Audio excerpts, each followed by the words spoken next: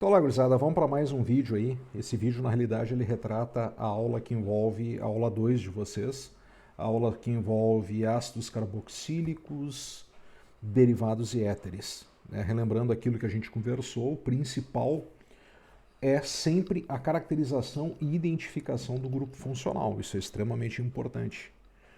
Então, lá, pessoal, olha aqui, ó, o que acontece? Ó?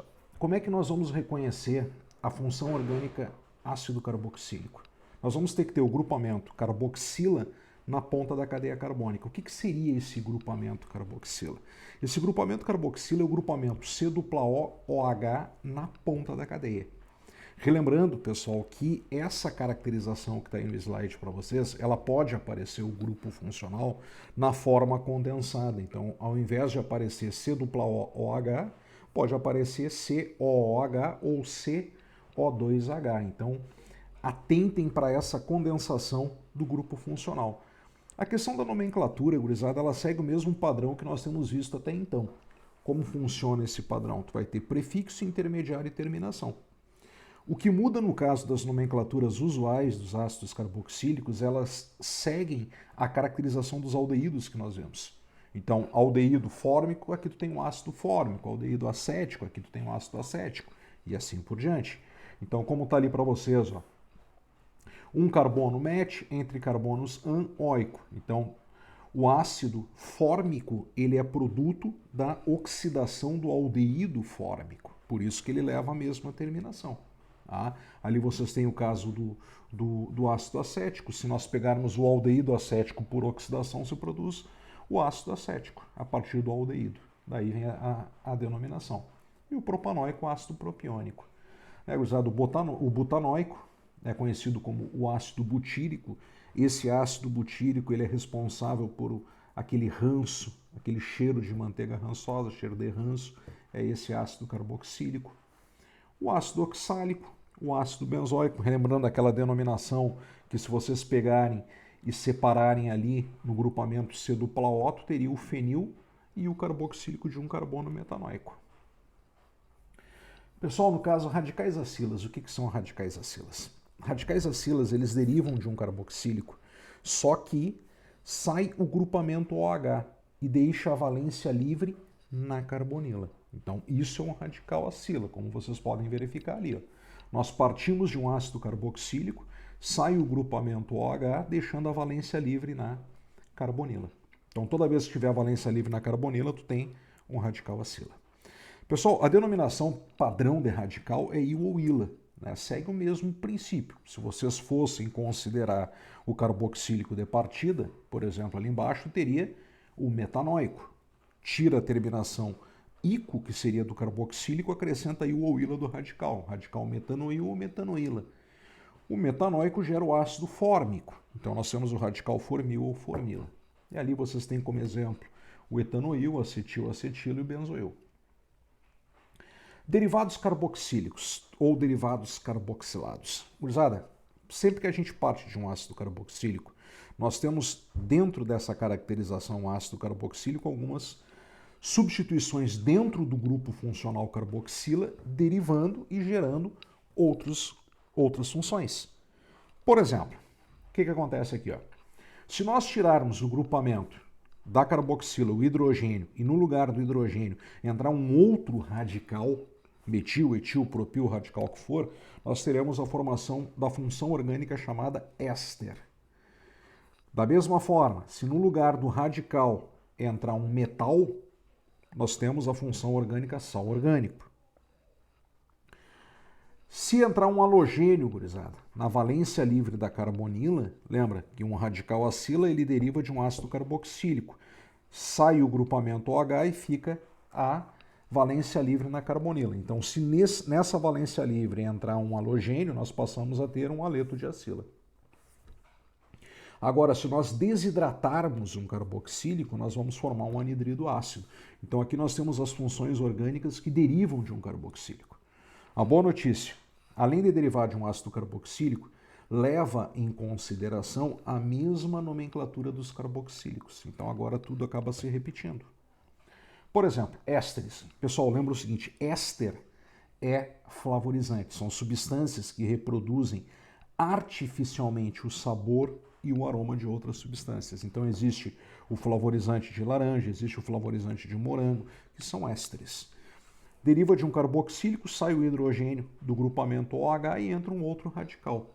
Mais à frente nós vamos ver que um éster ele é produto de uma reação de esterificação. Uma reação de esterificação nada mais é do que uma reação entre um ácido carboxílico e um álcool, gerando o éster e água. Essa reação nós vamos discutir mais à frente.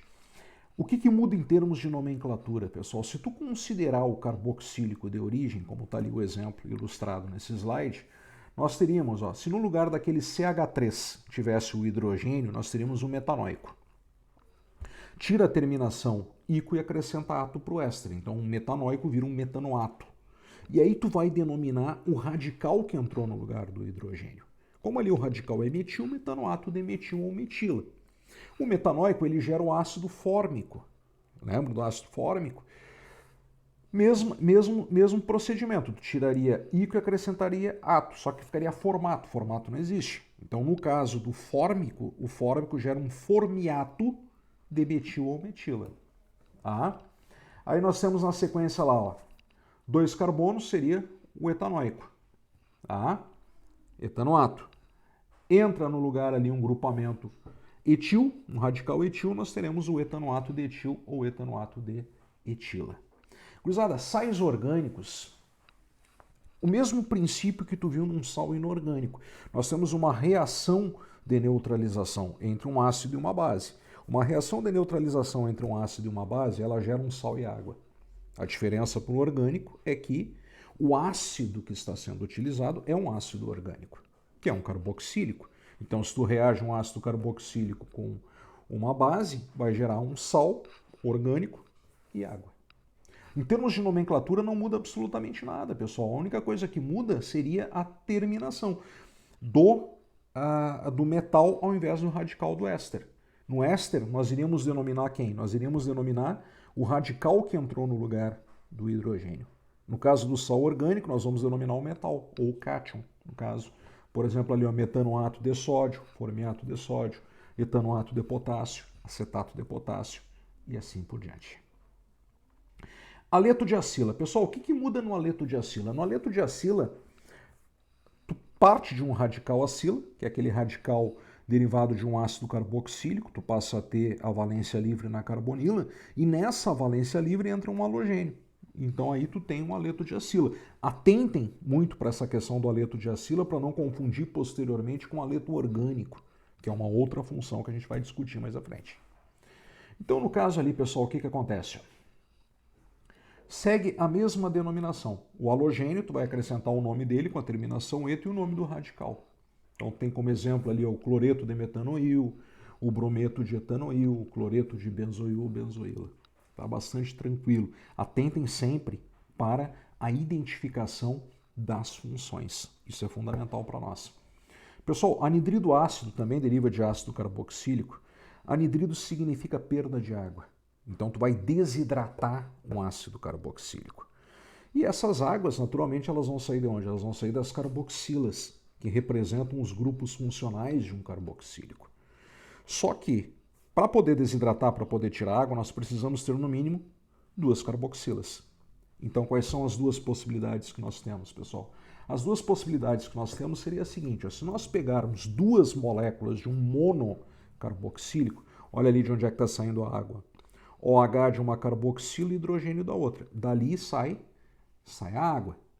E o que vai acontecer? O oxigênio que fica, ele vai se ligar à carbonila do outro carboxílico, formando uma ligação. Então o carboxílico tu vai ter sempre um oxigênio entre 2 carbonilas. Então, ou como vocês preferirem, um radical, carbonila, oxigênio, carbonila e radical.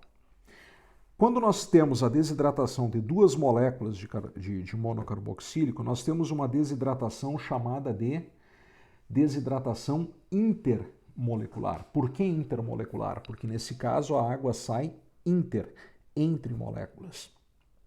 Em termos de nomenclatura é bastante tranquilo. Por que é bastante tranquilo?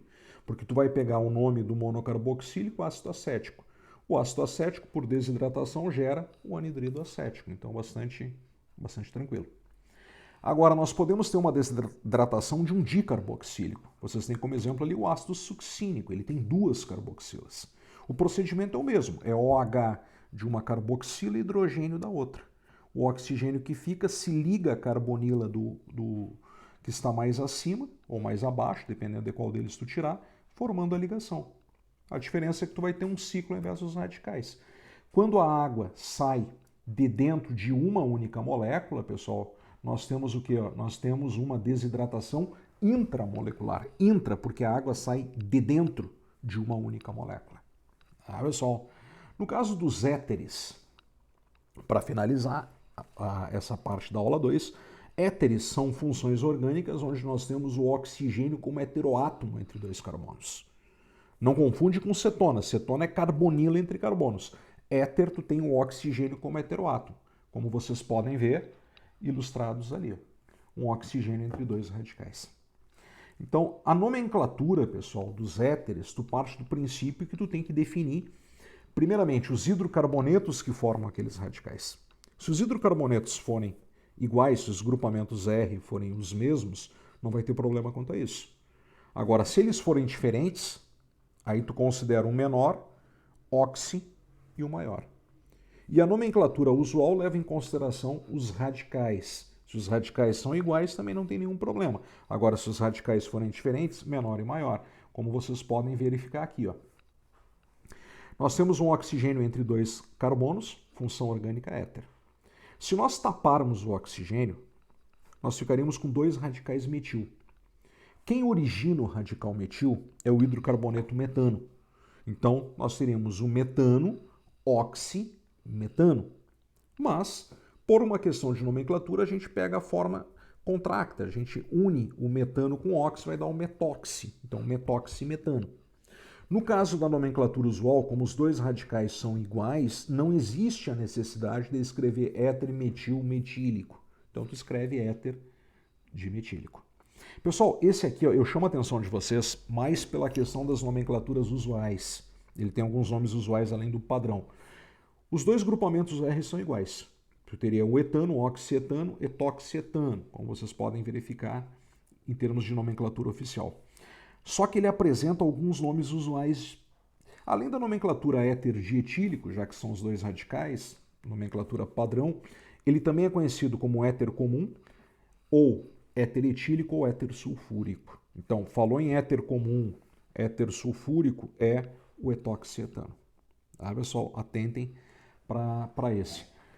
Eu trago aqui para vocês um exemplo quando tu tem grupamentos diferentes, grupamentos R diferentes. Então, nós temos aqui, ó, um grupamento CH3 e outro grupamento C2H5. O C2H5 representa o radical etil. Então, tu teria um radical metil, oxigênio e outro radical etil. Então, olha aqui, ó. O radical menor seria o metil. O hidrocarboneto que gera o metil é o metano. Então, nós teríamos um metano oxi. E o radical maior é o etil, C2H5. O hidrocarboneto que gera é o etano. Então, nós teríamos um metoxietano.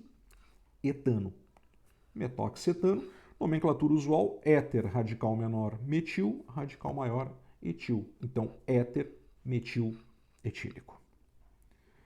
Feito, gurizada. Até o próximo vídeo.